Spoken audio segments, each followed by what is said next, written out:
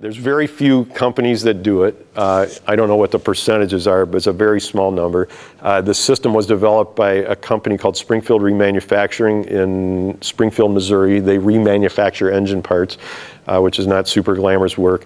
Very quickly, the story is they were going to be, they were a plant of International Harvester, which was going to be closed down in this is in 82, the same year we opened.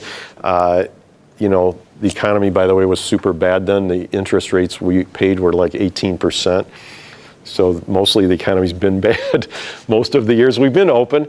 Anyway, they were going to be closed down. The guys who were running the plant decided, and it was mostly guys, but they decided they were going to buy the plant to save the jobs, which was very cool. They, long story short, successfully bought the plant, quickly discovered that what everybody knew. There was a reason why International Harvester was closing it, which is it was doing really poorly. And number two, that they really, although they knew a lot about running an International Harvester plant, they really didn't know hardly anything about how to run a business. And they look the same, but they're not. And so one was like, you're not calling headquarters to go, I need more money for payroll. You're like, you're the one on your knees at the bank or to your grandmother or whoever's going to lend it to you going, I got to make payroll tomorrow and I don't know what to do, which is kind of different than, you know, wiring headquarters and going, I don't really know, but I'm sure you guys will figure it out. So they basically realized, they had the realization that business was basically like a game in a professional sense, not in a childlike way, and that most of the people playing the game, i.e. the people working in the business, didn't know the rules of the game, which they don't. They didn't know the score of the game, which most of them don't. Witness, you know, Gourmet Magazine just closed. And I know people who worked there and they didn't know, they had no clue it was coming until the day it closed. It's unbelievable to me. Unbelievable. This is like you're in a car headed for the wall 2 miles out and then it hits the wall and they go, bummer. We did the best we could. It's like, okay, if you would have told us 2 miles out, we might have like all leaned to the left and something would have, well, no, I mean, it's ridiculous. So people don't know the rules, they don't know the score, and then when they win, they don't generally share in the success. If they do share in the success, it's sort of in the form of this disembodied bonus, which is better than no bonus, but they really have no clue what they did to help make the bonus happen. So it's sort of cool to get it and they feel good, but then when it doesn't come, they don't know what they did wrong.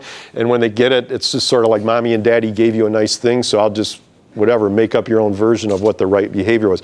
Anyway, so open book finance is not just about showing people the numbers. That's a very small piece of it. That would be a very passive and what I would call a spectator sport. Open book finance, as we do it and they do it, it's a participative sport. So it means everybody in the organization is fully responsible for the financial success of the organization. They are running the numbers. I mean, they're reporting, they're forecasting, they're working it. And they, you know, are they all engaged like they should be? No, you know, but I mean, they're all in the, you know, in quotes, all in the room. They all see the stuff. When the food cost goes high, they all know. When the, you know, sales go up or down, they all know. And they're all participating in the answers. And I'm going to tell you, it radically alters the way people work. And, you know, people like to know what's going on. And I don't truly know what everybody's hiding from the employees, but it's really a lot, it's sort of like the same as the seminars. I'm more worried about us failing than I am about what's the big secret. Everybody in the food business is trying to get their costs lower. I mean, it's not new news. When you talk about open finance, yeah. How is it different from a public company? Okay, so a public company, like I own stock, I get this like 29-page thing that I throw into recycling 2 minutes after I get it because I'm not interested in reading through. It tells you numbers, but see, what's different with this? Well, first of all, the way we do it, we include food quality and service quality are all things that are up on board. So if you go to one of our businesses somewhere in the basement, in the break room, wherever, you're going to see a big whiteboard. You can come to some of the huddles if you want to go. And it's going to have 10 to 15 to 20 at the most key numbers. And those key numbers, some are on a financial statement, some are not on a financial statement. So like at the Roadhouse, check average. Like, where's that on a financial statement? Cover counts, where's that on a financial statement? See, it doesn't show up because from an accounting standpoint, I'm not dissing accounting, but from a technical accounting standpoint, it's not relevant. But the problem is if you're running the business, it's like, it's way more relevant than depreciation. Okay, so like the server needs to know what the check average is, and so you have somebody who what we call own the line. So their job is to report on what happened, and then mostly to forecast what they believe, where they're headed, what they're where we want to be, and then to figure out the plan for how we're going to get there, and then deliver on results, which means they got to get everybody else on board. So that means you got like the line just changed hands. I happened to be at their huddle this morning. So there's one server who's been doing it for like a year, and he's been doing pretty good, not perfect. He's now back in school and he's overwhelmed, so he's handing it off. It's getting handed off to a 19-year-old hostess. And you know what? She's going to do great because she's with the program and she's smart and she's going to do, I'll bet, even better than he does. So now you got a 19-year-old hostess in there with managers, the accountant, me, and whoever. And you know, it's going to take her a month or two to get her act together and really learn it. But I'm going to tell you, she's going to be leading it. You got another waitress who leads the cover counts.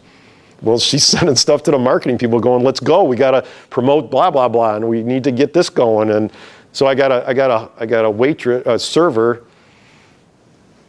telling managers to get their act together, let's get moving. I don't think that happens in a publicly traded company. The data that I read is that CEOs in big companies, not always publicly traded, on average get 4% of the bad information, of the bad news. So he goes, so the front line, very interesting book actually, Power of Purpose by Dean Tucker. Quite good. Anyway, so I don't know, I didn't do the data, but said that so the people on the front lines are always mad at the people at the top for making really stupid decisions, and the people at the top are always mad at the people at the bottom for bad performance. And he goes, but the problem is the people at the top are making really good decisions. It's just they're missing 96% of the information, so they're making these decisions based on the little bit, and the people at the bottom don't tell them, because they're all mad at them or don't respect them or whatever, they're not going to get into it. So like down here, you got all the information and it's self-fulfilling on both ends. So the people at the bottom are creating this negativity because they're withholding all this bad news because they don't want to be the one who gets beat on for telling the boss what they didn't want to hear.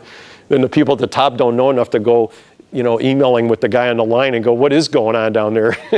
What's the problem? And actually listen to him and change the meatloaf because of it. So the people at the top with this little 4% are making these decisions about 100%, and it's not working that great. So does this make any sense? So I mean, they're in the numbers. They're responsible for it. It's not just reading it. No one wants to read financial statements. So this board is like 15, 20 key numbers. So it could include, like it might include coffee quality. It might include the fun factors. Some of the businesses measure how much fun they're having. It could include cleanliness. It could include any on-time deliveries if you're in catering, whatever.